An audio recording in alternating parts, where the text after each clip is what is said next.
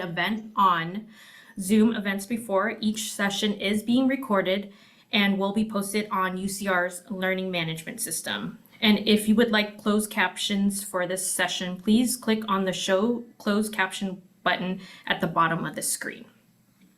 While we can use the chat to interact, please submit your questions using the Q&A feature, not the chat. This allows other folks to vote for questions that they'll like to have answered. So I'm just going to give it a couple of minutes for everyone to join. But while we're waiting, let us know in the chat where you're listening from today, either from your home office, what campus, what department you're from. Let us know. We love to see where everyone's from.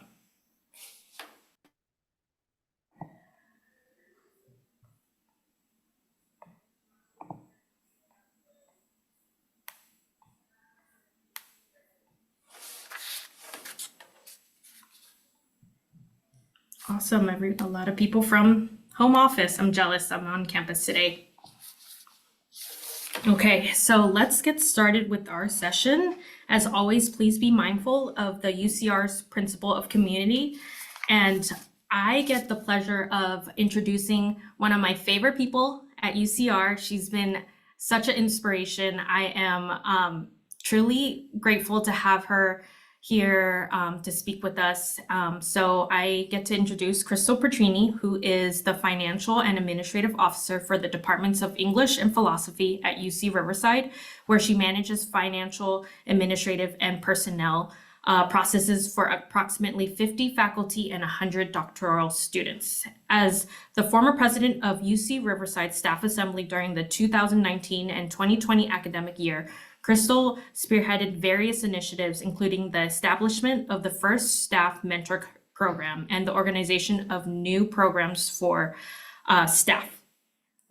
Concurrently, she served as the junior and senior delegate from UCR's on the Council of UC Staff Assemblies. In these roles, she played a crucial part in advocating for the implementation of the Pay for Family Care and Bonding Program and co-chaired the Fostering a Flexible Work Culture work group. After serving as the senior delegate, Crystal was elected as chair of the Council of UC Staff Assemblies for the 2021-2022 academic year, continuing her commitment to advocating for staff interests and promoting a culture of authenticity and well-being within the campus community. Crystal holds BAs in Public Science, International Relations, and Spanish from UC Santa Barbara, and a master's in Business Administration with an emphasis in global business from University of Redlands. So let's give a hand to Crystal. Welcome, Crystal. Thank you. Thank you so much, Amy. And thank you all for attending today. There will be an interactive presentation, so I will have some questions that I want to hear from you all. So for those of you that can and don't mind, I would love to see your faces on camera if you're able to, just because it makes me feel like I'm talking to an audience and not just to myself in my office. So appreciate anyone that can do that. So let's go ahead and get started. Culture Cultivation 101 is what I've called this presentation. And if you'll just bear with me, this is the first time I'm giving a presentation from my on-campus office. So if I seem confused, that is why. It's probably too many screens. So first off, who am I? I know Amy just read my bio, but I've realized through these presentations that a lot of folks know me for the roles that I've held and not really a lot about me personally. And so I wanted to share just a little bit more about who I am and what makes me me. So first off, I am a small town girl. I grew up in the San Bernardino Mountains up in Lake Arrowhead, but my mother is an immigrant from Lima, Peru. So I grew up, even though I grew up in a rural area in the US, I frequently traveled back to Peru and am very close to my family there and to the ties that I have there. Also, when I was in high school, I had the opportunity to go to the Chicano Latino Youth Leadership Project up in Sacramento. And this was so foundational to me understanding the importance of community, the importance of college, and the importance of advocacy. So I like to bring that up because it was so foundational to a lot of the work that I do today. And then I also frequently say that the most important thing about me is that I am a gaucho. So of course I had to have UCSB there.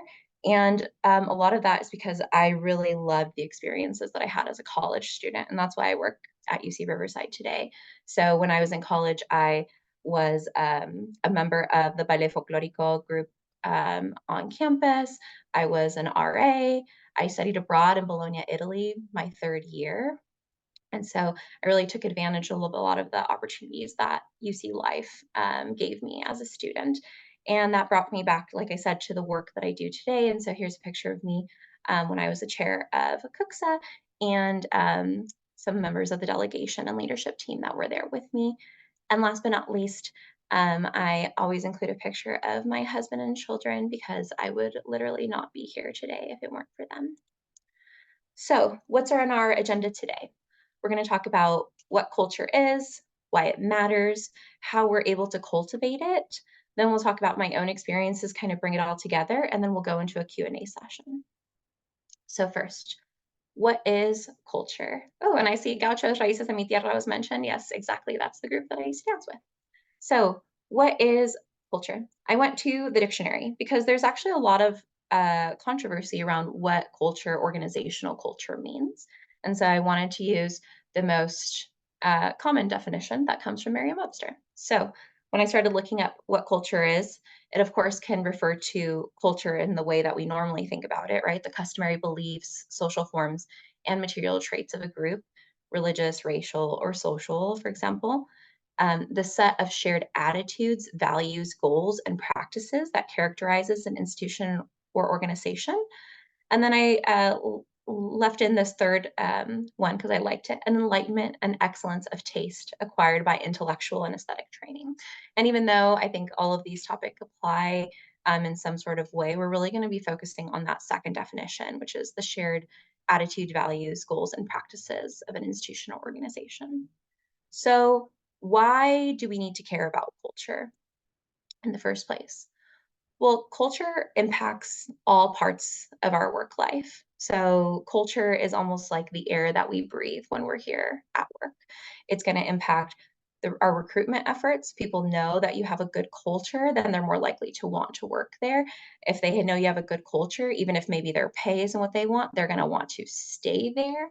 And it really just impacts the way that folks are interacting and their behaviors on a day to day basis when they're communicating with one another.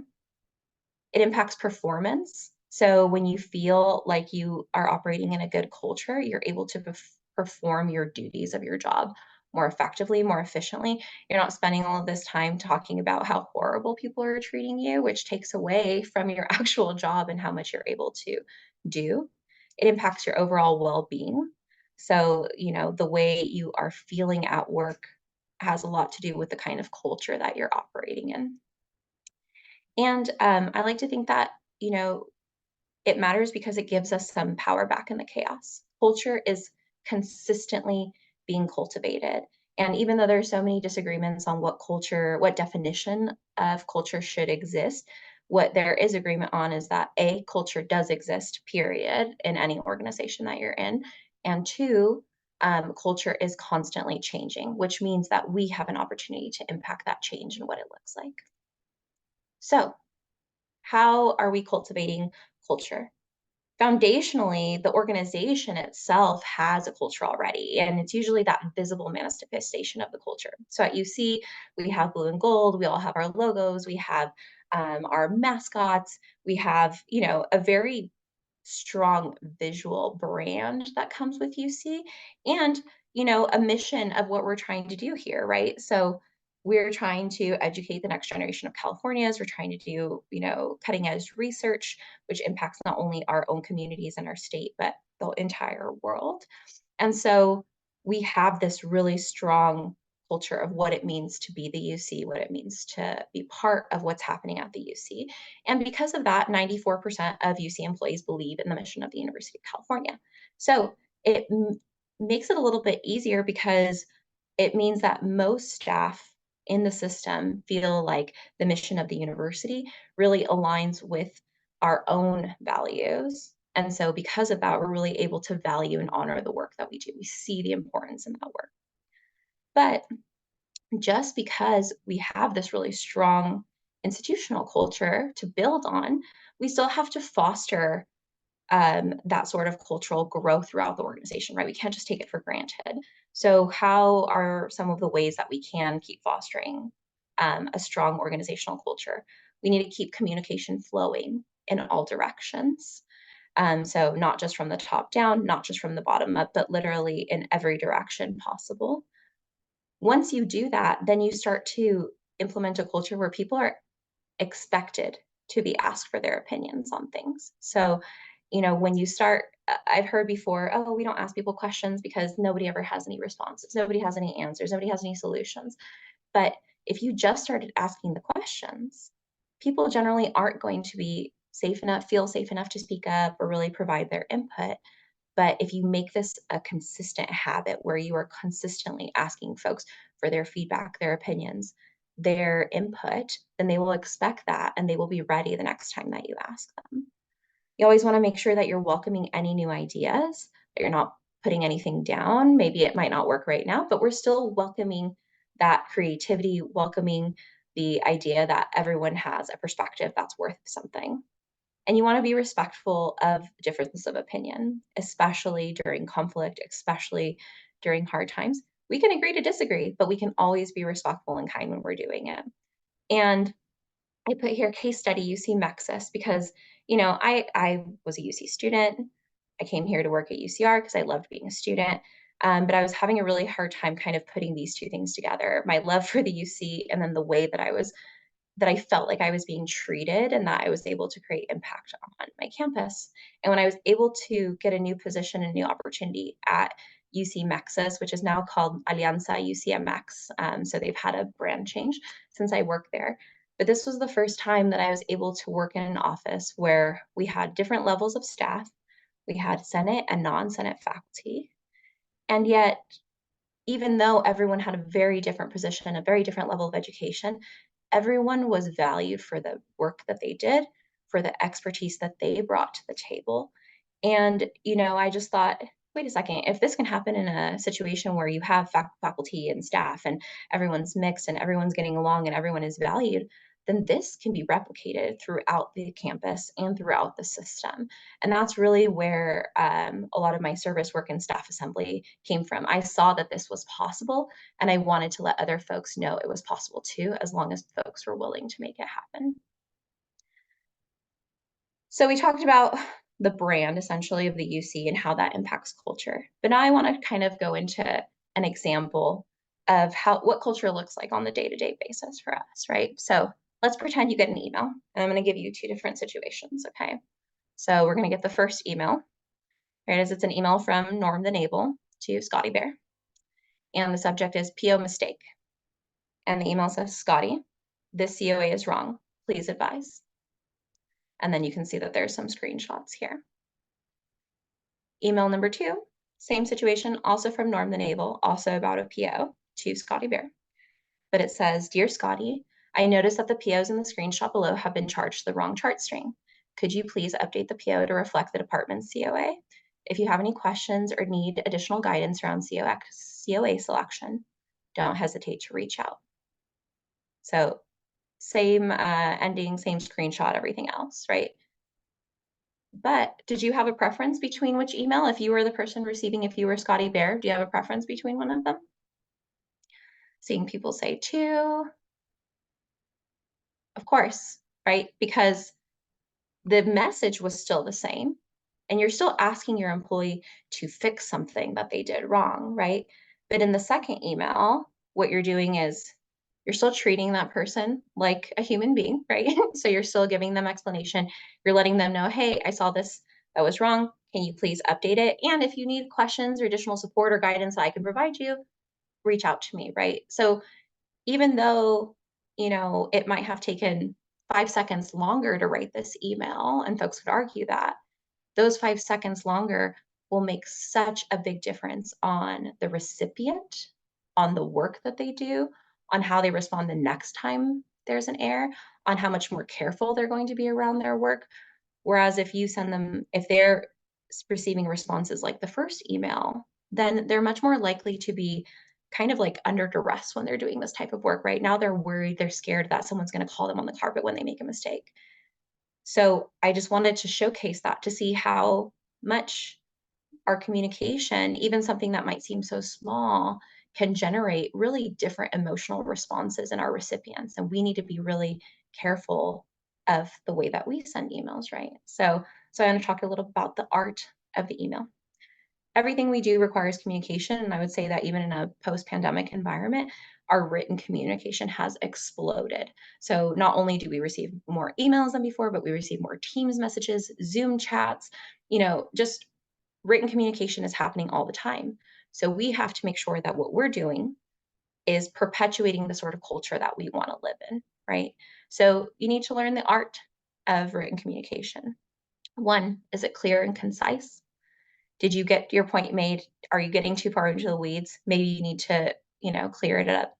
I wasn't able to attend the ChatGPT session earlier, but I can imagine that ChatGPT could be used. If you think your email is too long, run it through ChatGPT. Hey, can you make this more concise?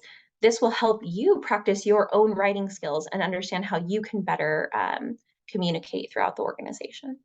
You want to think, is your tone appropriate? Is it appropriate to your audience? Is it appropriate to the emotional response or the output that you're trying to, or the outcome that you're trying to achieve? Do you need to take a beat? Like I said, we've all received emails that have elicited emotional responses from us. And sometimes we just want to respond right away, or we want to defend ourselves, or we want to do something else like that. But usually that's not what's going to get us the best outcome from what we're trying to do. So, do you need to just step away? Do you need to take a walk across campus? Do you need to phone a friend, vent a little bit, and then come back to your email so that you can respond in a way that is reflective of who you want to be out there in the world when you're responding to folks and communicating with them? And always remember that there is a real human being receiving these messages. I think that we get really stuck in just trying to churn out as much work as possible, that sometimes we forget that there's a real person there with real feelings and emotions, and also a very high workload likely. And so we need to always keep that in mind when we're responding to folks too.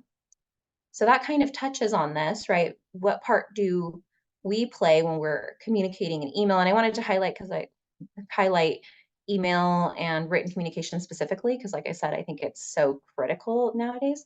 But I wanted to go more into what more parts do we play in culture and culture cultivation.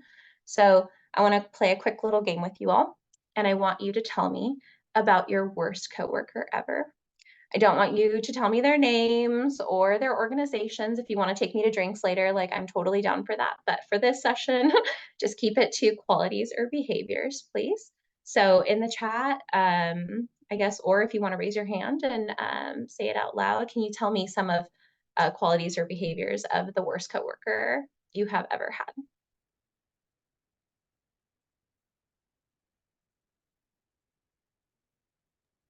I know some of you have had I think everybody's terrible. scared, Crystal, so I'll jump No, don't in. be scared. So I mean, like, did they respond like Norm the Naval in the first email, right? Okay, Josie, thank you. They're not a team player. They're manipulative, right? They ask others to do the work. They're aggressive, right? All of these things are real. Thank you. Lazy, keep them coming. I know you've had them. Holds on to their works and then panic. I like that one. Taking credit for other people's works. Entitled. Swim outside their lane. Yes. Oh, incorrect information on behalf of the department. So that one hurts a lot. Doing the bare minimum, condescending, undermining. Great. So I think we all have a very clear vision of the types of coworkers that we have not enjoyed having, right? Um, and so let's take the opposite of that, right? Let's talk about your best coworker ever. And so tell me, what kinds of qualities or behaviors did your favorite or best coworker ever exhibit? Exactly. They're mentoring, helpful, supportive, fun to be around, caring, all of these sorts of things. And so we have to think about, okay, we've had these experiences with worst coworkers and best coworkers and everything in between, right? But what is the impact that those people have on the team on the organization, on the people around them, and how do I want to be known, remembered, and what is the impact that I want to have on my team, on my organization, and on the folks that are around me. So in order to maximize our influence on the culture around us, there's a few traits that we really need to make sure that we hone in on. Trustworthiness. That's going to be the most crucial when it comes to influence. And so how do you gain trust? A lot of these traits and habits aren't going to be anything you've never seen before, never heard before, but maybe you haven't thought about them and their impact on culture until you see them in this sort of light. So how do we gain trust? We have to be truthful, first and foremost. We have to stay loyal, and I don't mean loyal to the organization, but I mean loyal to people. And really what I mean by that is, if you're someone who is consistently gossiping about other people, then those people that you are gossiping to will likely think, I wonder how often this person talks about me when I'm not here, right? So we want to make sure that we're staying loyal to people, especially when they're not around, right? We want to make sure that we're keeping our promises. And, sometimes we're not able to keep our promises. We thought we were going to be able to get this thing done by end of business tomorrow. And, a fire happened, something else happened, our kid got sick. And so now we can't keep that promise, but we can be accountable to that. So we can still come back and say, I am so sorry. I thought I was going to be able to get this done. I can't, but I can get it done by Thursday end of business, and you will have it complete and in your hands, right? So we can still stay accountable to keeping our promises even when life gets in the way, right? And we want to promote communication and understanding without judgment. And that's the most important thing.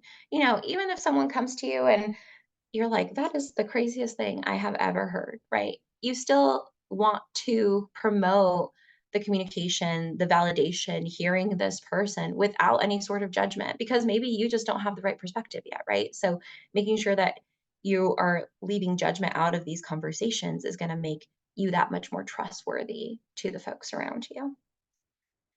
And if you lose trust, you will immediately lose influence. So that's why I say this is the most critical. If you want to have any sort of impact on the people around you, you first and foremost have to be seen as someone who is trustworthy, and you have to behave like someone who is trustworthy. This just reminds me of that, in preparation for this presentation, I was reading a lot of articles about culture and kind of the new things around culture. And something that really spoke to me is that culture isn't something that is, it's something that we do. And so trustworthiness is really part of creating that culture. The other part of this is really having self-reflection. So, first, having confidence, right? And confidence in the sense of having a whatever it takes attitude.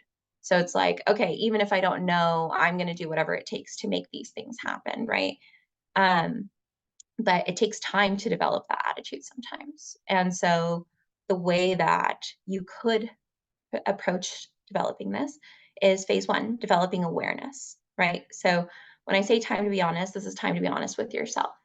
And I put Gummy's rule of three here because one of my colleagues at a training last year had told us that her grandmother always said, if someone tells you something more than twice about yourself, you need to draw a circle around yourself and look inward. And I think that that is so true in any sense, right? Because I think we so easily will hear one criticism about ourselves and hold that so tightly. I think Tara Moore this morning in the keynote was really speaking to that, right? How do we free ourselves from being so attached to that? But if someone's telling you something good about yourself, you're probably not going to pay that much attention to it. But if they're telling you these things multiple times, if three people or more are telling you the same things about yourself, whether it's good or bad, it's just really a moment for you to be able to reflect on that and to either, make some changes if it's something that's not good, or really just like accept the fact that you are awesome and you can do amazing things. Because I know that even for me, it's so hard for me to like receive compliments. It makes me so uncomfortable.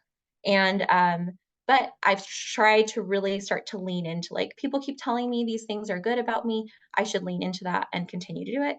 And that's part of the reason why I'm giving you this presentation today.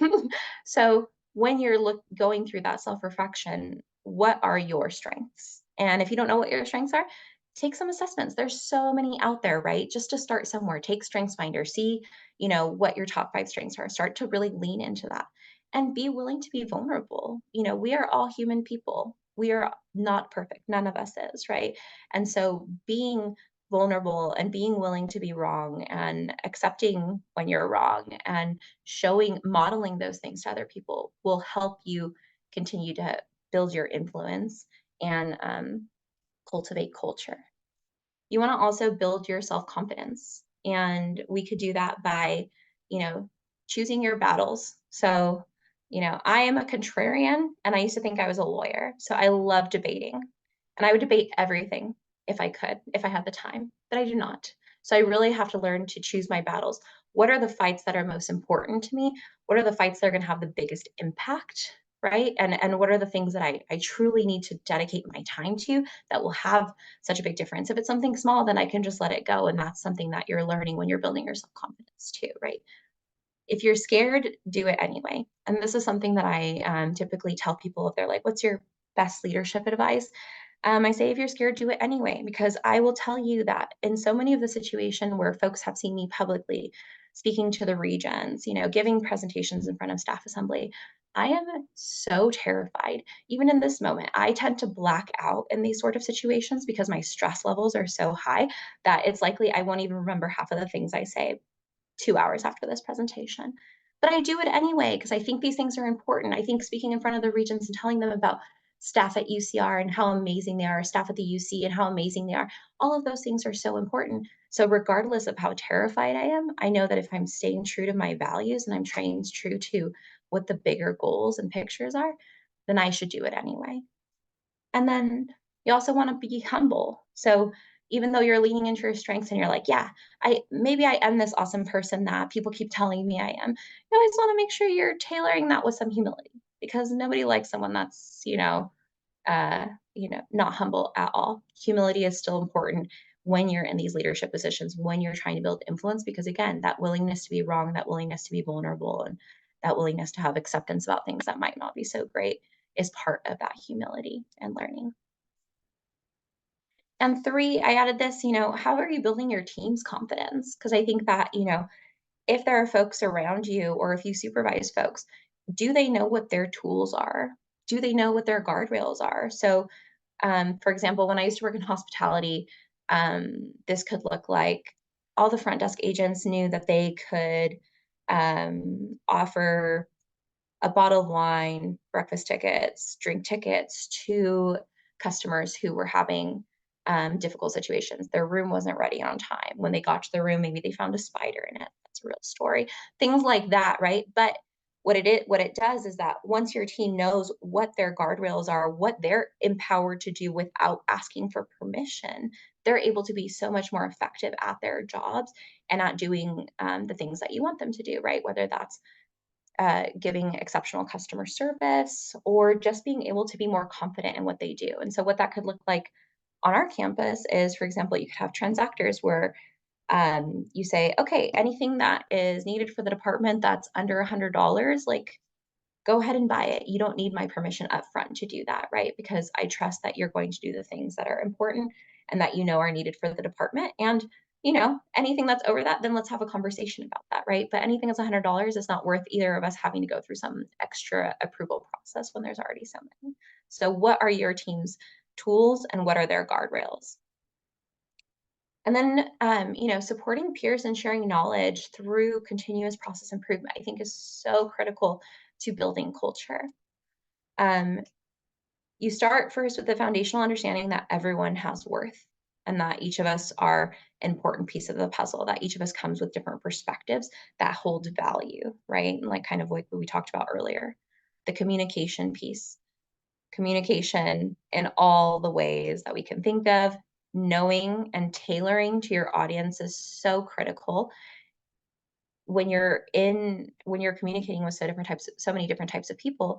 You're not going to write to your work bestie the same way that you're going to write to a vice chancellor, right? You really need to make sure that you're knowing and tailoring your communication style or even your presentations depending on who's in the audience, because different groups of folks within our organization like to be communicated in different ways. And the more you know that and the more you tailor your message, the more it's going to be received by folks around you.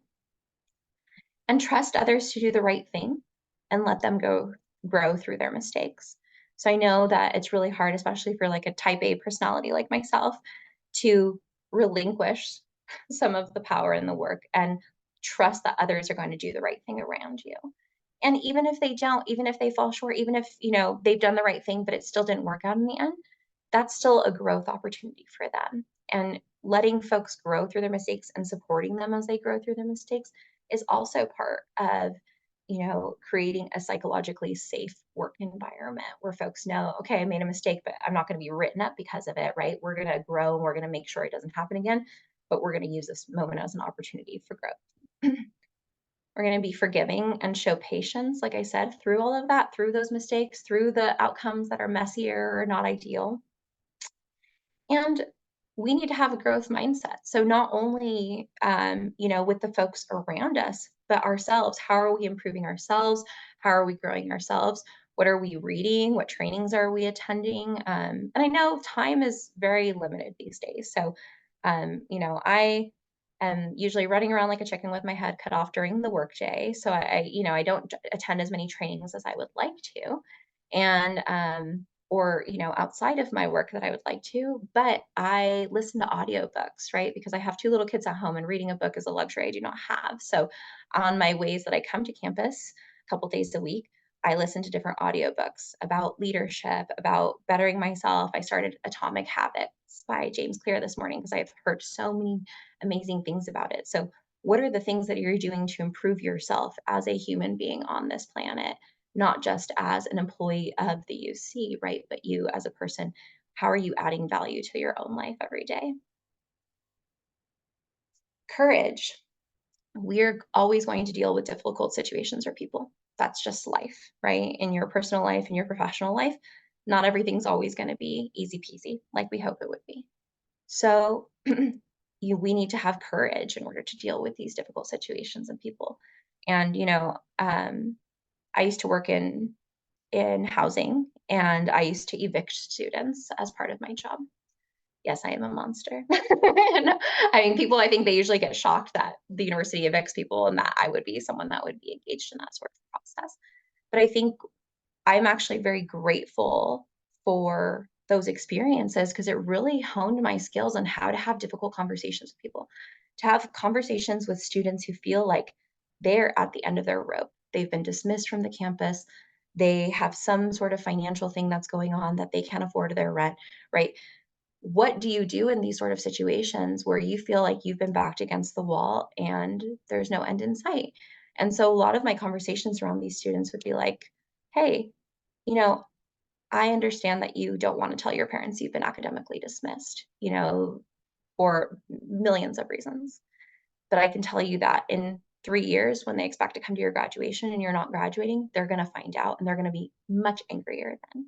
So it's better to have this conversation now, even though it's difficult, so that they can support you and so that you can find a path forward, right? Just because you've been dismissed from the university doesn't mean that it's over for you, right? You can still go back and take classes through extension. You can still finish up at community college, maybe transfer to, back in later. There are still options for you. This isn't the end, but we need to keep those longer term goals in mind. So I don't want to have to evict you here where you now have an eviction on your record and you can't buy a house 7 years from now. You don't want to make a mistake now that's going to impact your life 7 years from now, right?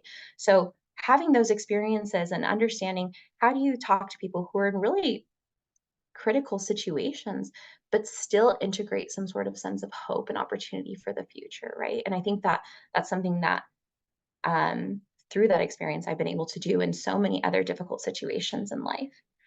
And it can feel risky coming into difficult conversations or difficult situations with people, but you can make it feel less risky if you focus on those long-term goals. So like I said, telling the student, hey, I want you to buy a house one day and not have an eviction on your record. Let's look at the long-term goals of these things. Become aware of your actions and their potential pitfalls. Okay, so if I respond about this situation in this sort of way, how could they potentially respond to me? And then what will I respond in kind in that sort of way? So be prepared, do some scenario playing with what this could look like, so that way you're not shocked when it happens and you're able to respond in a way that is reflective of the type of person that you want to be and the type of culture that you're trying to create. That you want to make sure that you're grounded in your core values, that you're staying respectful and kind and empathetic and understanding when you are having these difficult conversations. And you want to practice it. Like I said, it takes practice to do these things and to be comfortable in the discomfort. I think Tara also said that this morning, right? So making sure that you practice having these difficult conversations instead of shying away from them. And like I said before, kindness and empathy are important, especially in times of crisis. And you want to address issues as soon as possible. So like the example from the email with Norm and Scotty Bear. In the second email, the one that y'all said you preferred, he was addressing the issue as soon as it came up. So then the employee doesn't feel so attacked. They don't feel like, oh, you've been harboring this against me for so long. We're just talking about facts. We're just fixing them and we're all moving on with our lives, right? So if we address issues as soon as possible, they tend to have more of that sort of feel instead of this like festering that can happen when we hold on or we avoid conversations for too long. And then likability. And I like this definition of likability, which is the capacity to create positive attitudes in the people around you and focus them on a common goal. So we like to think, oh, likability, oh, that person's just a likable person, or that's just their personality. I don't have that sort of personality. But likability is actually something you can cultivate and you can learn to do better. Most folks might think that, every time I write an email, my emails usually start like, hey, Erica, I need this. And then I'm like, oh, that's probably not a nice email to receive, So then I'll be like, take a step back, Crystal. Dear Erica, I hope this email finds you well. Could you please, or might you perhaps do this? So it's like, I even have to do things, even though people see me as the certain type of person who is this way. No, a lot of these things are things that I intentionally do in order to make sure that Erica, when she receives my email, doesn't feel like, wow, Crystal is being hella rude today. And like, I don't know what her deal is, right? I want to make sure that anything that I'm doing is moving our culture in a positive direction instead of in a direction that I don't want it to be in. So what are the things that you could do that would make you more likable generally? Being respectful, like we've talked about. Being authentic. So that goes back to being trustworthy and honest about who you are and being vulnerable. Having that willingness to be wrong. Nobody likes someone that is wrong or does a mistake and then they won't ever own it. Oh, there's nothing that kills me more than someone who won't own their mistakes. Again, we're human. We make mistakes. It doesn't mean anything about us. It's like Tara said in the keynote this morning, it tells us more about the context that we're in instead of something about us, right? So having that willingness to be wrong, listening actively, and then laughing. And I say this because I have a colleague who's told me, Crystal, I'm just so angry all the time. I have to work on not being so angry because people don't want to hang out with me. And I told him, I'm angry too. I just laugh a lot more than you. So then people still want to hang out with me. And so, I say that, kind of to make a joke, but it's also kind of true. So before I even had put this slide together, I had told him, you need to practice laughing more because that will get people to bring their walls down a little bit, right? And the thing is that, the last statistic I saw is that we spend 90,000 hours of our lives at work. And if you're not laughing during the workday, if you're not making the best of your work time and life, and I don't mean by not doing your work or anything else, right? But making the best of the interactions that you're having, then, that's going to be a much sadder existence for you. So realizing that we are spending so much time at work and making the work environment the place that we want to spend that much time in is important. And all of this is great and you can work on it, but you can never escape not knowing how to do your job. You can have all of these other things and people will like you, but you will become that person that they go, oh yeah, I really like her as a person, but not as a coworker. And that's not the person that you're trying to be when you're here in the workplace, right? We want to be the person that knows how to do their job, that's savvy, that's, that knows all of the ins and outs, but also has these other elements to make them really the full package. And so just quickly, I wanted to go over some examples of how I've used influence to shape culture on our campus or in the UC. So I was able to lead the UCR rebenching effort from the staff side, and now the rebenching formula is completely changed. But this was something that through my positions on staff assembly, through the relationships I had created with administration on campus, I was able to partner with them to really highlight an issue that we were having on our campus that wasn't reaching the ears of the regents in the way that it needed to in order to support the students and the staff that we have on our campus, right? So using those relationships, I was able to do that, which still impacts the culture, right? The last time we had an engagement survey, I had a lot of roadshows, a lot of presentations. And the thing is that, even though I was presenting on the staff engagement survey and the results and the data was that it was, after those presentations, I had so many staff come up to me and say, I'd never seen someone say that we have a toxic work environment, especially with the chancellor sitting in the front row. And these are moments that shift culture. So even though I wasn't trying to necessarily shift the culture or anything like that, me showing up, being authentic, being honest, and also being solutions and goals oriented allowed me to do those things and allowed me to make those sort of presentations in a way that was so impactful to the people around me. Like it said in my bio, I was part of the efforts for family care and bonding. I've also been part of the search committees. And the thing is that even though none of us is released from our responsibility and how we contribute to culture, we know that leadership also has a huge impact on culture. So you being able to cultivate the relationships and get into the positions where you can be on the seats of who comes into these leadership positions, what kinds of people, how supportive they are of the human beings who work on these campuses is so important to how the culture is being shifted also. I said, speaking in front of the regents, also I feel like created slight culture shifts. Meeting with leadership, I was able to tell them about what staff were going through in very real ways without sugarcoating anything, but also, like I said, always remaining kind and respectful and goal-oriented when doing so. Creating the Highlander mentor connection through staff assembly, and then learning how to oversee a board and delegation. So it was like I was also able to gain these additional skills, which, regardless of my position on campus, I had this service position that really allowed me to create larger influence by modeling the person that I wanted to be, modeling what I wanted my board to do, and really living out the values of our campus.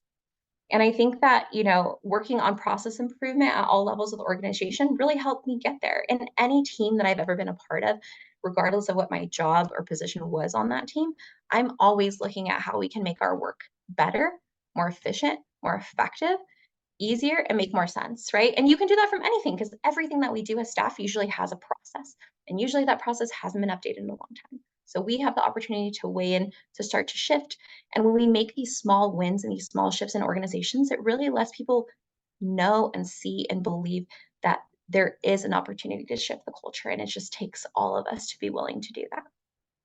And so bringing it all together, how will you cultivate culture? You can start today. Reflect on your own behaviors. What were the traits that you most identified with that you saw in this presentation? Which are the ones that are harder for you to practice, especially in the chaos or in difficult situations? And how are you going to be working on those different traits? You have to do the work. Take the trainings, take the assessments, put in the practice, do the reflection. You have to do the work in order to really have that sort of impact and influence on the culture around you. And it's never too late to start. You can start curating your reputation today. So maybe your reputation isn't what you hoped it would be. Maybe you've had a really rough few years since the pandemic and you're like, I haven't been behaving like my hired self, like Shola Richards would talk about. So that person I said I was when I got hired, I don't think I've been that person, but I do want to be that person and I'm committed to becoming that person. So through every single interaction, you are curating your reputation and you have the opportunity to change that as well, starting with the next interaction you have. And like I said, work on those little moments every day. I saw something where it says, I no longer measure life in days and hours and weeks, but I measure it in moments. And I think that if we really look at how these moments can be impactful, it can help us cultivate the culture that we want to be a part of and work in every day. So my last thought before I go to Q&A is I saw this quote a few weeks ago and it really spoke to me. I know that we've been having a lot of hard time, especially on our campus with the financial systems conversion and all of the changes that have been happening. And so this really spoke to how I feel in this particular moment. And I hope that it speaks to all of you as well. But the test of a first-rate intelligence is the ability to hold two opposing ideas in mind at the same time and still retain the ability to function. One should, for example, be able to see that things are hopeless, yet be determined to make them otherwise. And with that, I will open the floor to any questions, feedback, or thoughts.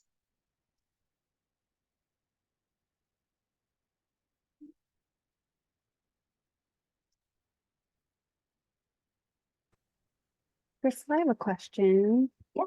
Oh, Lauren, nice to see you. Hey, good to see you, Lauren. I'm here from UC Davis. Thank you for that great presentation. And one question I think I got a lot in my leadership roles from staff, especially those that work with faculty, is how can staff effectively drive culture change among their faculty and students, especially when there's kind of this inherent like hierarchy structure within academia, and a lot of staff feel that they have limited mechanisms to provide accountability to their faculty and students in their departments and units. Yeah, that's a really great question. I think that in my experience, really the faculty and the students have no idea of the realities of staff life, of all of the work it takes to make the magic happen for them. So I think, starting to let them see a little bit behind the curtain. I don't mean to like blow everything out of the water, but through these small interactions, through the small, hey, how's it going today? Being a little bit more authentic to maybe how you're doing or what your work looks like, reminding them of the larger context of the university. I think all of these things are have been well received in my experience by faculty. They want to know, they just aren't let in a lot on what's actually happening. And when faculty do find out what's happening, then they would come to me and say, what can I do to help staff? Or what can I do? I'm going to take this to my department meeting. We're going to talk about how we can, improve the morale of our staff, the retention of our staff, whatever the topic of the moment might be. But I think just really letting them in and having those conversations very authentically, but again, not in a way where you're just kind of whiny, but like, oh, I wish I could do this so that X would happen, right? So that you all get the support that you all deserve as faculty, doing world-class research and teaching. So I think remembering your audience, right? Remembering what are the things that are important to faculty and then framing your responses and your interactions with them in that sort of way will let them in on how staff are feeling, how staff are doing, and what they could do to potentially help things out. Thanks. Yeah, demystifying that why behind policy changes definitely, I think, helps. Absolutely. Other Crystal, questions? we Yes. have a question in the Q&A. Oh, perfect. So I'll read it to you. Email number 2 also includes a greeting. Is it standard professional practice not to have a greeting as in number 1? So, number 1 did have a greeting. It just didn't say dear. I think it said just hi, Crystal, period. Or hi, Scotty, sorry. I've revealed my source. It was me the whole time, everyone. No, but so it did have a greeting, but it's different, right? So I think even our tone is different. If I say, dear Amy versus hi Amy, period, there's already a different response that I'm going to be generating from the people who are receiving this email, right? So again, thinking about what it is. And, standard professional practice, I don't think that matters as much as, again, what sort of response am I eliciting from the way that I'm writing these things, right? So I would say that I have a hospitality background, that standard professional practice would be to have a greeting and would be to, have some sort of follow-up. But again, standards of professionalism to me, are ever changing, right? And we're in an ever changing environment. And what I know that there's Aaron Bouchon will be giving a professionalism presentation, and I've taken his professionalism presentation. And Aaron Bouchon's the most professional person that I know in my life. And he thinks I'm professional, but I don't meet any of the standards that he sets out in his presentation, really, and the way that I present and the way that I show up to presentations. So I think it really is all about, what is your tone like? What is your response like? What type of emotional responses are you getting from your emails, from your team's messages, from everything else? It might take 5 seconds longer, but those 5 seconds will be worth it for the impact that you're going to be having on everyone around you, and moving them all in a more positive direction. Thank you, Crystal. I think the participant also added a follow-up to that. So to clarify, I thought number one was just Scotty. I tend to be greeted by name only, and it always feels like there is a tone. Yeah, and it could be, I would have to look back at the slide, but even, whether it was Scotty, hi Scotty, period, my name, period. If you ever send me an email, please don't do that to me. Like, at least put a comma there, because it does elicit, that sort of response where I'm like, oh, we're already starting with a tone. Like, at least especially if you're gonna ask me to do something, I'd like you to just ask me nicely, and then I'd be much more willing to do it. Much happier than already feeling like we've set this up with a tone from the very beginning. So yeah, great question. I think is the session over now, Erica, or did you have a question? I saw you come off mute. I had a question. Okay, so you mentioned that you still get nervous, you still get scared when you have to, do the big presentations. And I don't think anybody in this room would ever have guessed that, because you just seem so confident, and it's like you're on a mission when you're speaking to the regents and advocating. So I guess any additional tips that you have, because it's hard. It's hard sometimes when you're speaking in front of a huge group of people, or people that are in higher level positions and intimidating. Like, what are ways that you help just kind of calm yourself down and find that courage? Well, I was like, I do power poses. Like, I mean, that sounds silly, but like, I would literally just be in the bathroom, like before a presentation in person, and like do power poses. And I'm like, yes, I'm going to crush this, And I mean, it sounds so lame, but like, it does help kind of pump you up for these things. It doesn't mean I'm any less scared when I'm standing in front of the room of people. But like I said earlier, I think, like, especially, using a region situation, coming up to public comment, being ready to present something in front of all of these people in suits who just have this air of importance. You're like, oh my gosh, what am I doing here? But really realizing, like, no, I'm here because I have an important message that people need to hear. And people are literally hurting all around me. And it doesn't feel like this message is being heard by anyone with power that can do something about it. Right. And so being really grounded in the fact that the work or the message that I have matters enough that I can put my own issues aside, for lack of a better word, to be able to deliver that sort of message that I think will be so impactful for other people. And even if it doesn't move the needle at that moment, knowing that the staff who are listening to this will have at least been changed slightly by it. And I think that, keeping in mind, like I said earlier, that larger impact, the outcome that we're trying to get, the fact that through all of these moments we're moving culture in a direction that we want it to be moved, I think is really important to keep in mind. But I still, like I said, I still never get less scared, but I haven't been fired yet. And so I also keep that in mind. And that's, because I used to think, oh my gosh, if I say this to the regents, or if I say this to the chancellor, I'm going to get fired, and I won't say I haven't been called on the carpet before, but it was worth it. And I don't regret doing any of those things. And I am still standing here today. And I've actually, received promotions, I think, from the type of work that I do. So I think all of that, to me, just keeps me grounded in the fact that I'm doing the work that needs to be done, that I'm moving in the right direction. And I'm never doing any of this for myself, which I think is another important thing. I think a lot of folks maybe move into these spaces thinking, oh, I'm going to get a lot of credit, or I'm going to get like a lot of like fame. People are going to know me from this. But with those things comes the other responsibility that people are watching you all the time. They're watching you to see how trustworthy you are, how authentic you are. Are you showing up in all of the spaces the same way as the same person? And that's a lot of extra pressure, right? But I think, again, thinking of, why am I doing this? I'm spending so much time at this place. I want to feel good about the work I'm doing. I want to feel good while I'm here. And I want everyone to feel good about the work that they're doing here, because there's so much going on outside in our personal lives, in the world, that the least we can do is make work a place that we want to be and make it a safer place for us to handle all the other chaos going on.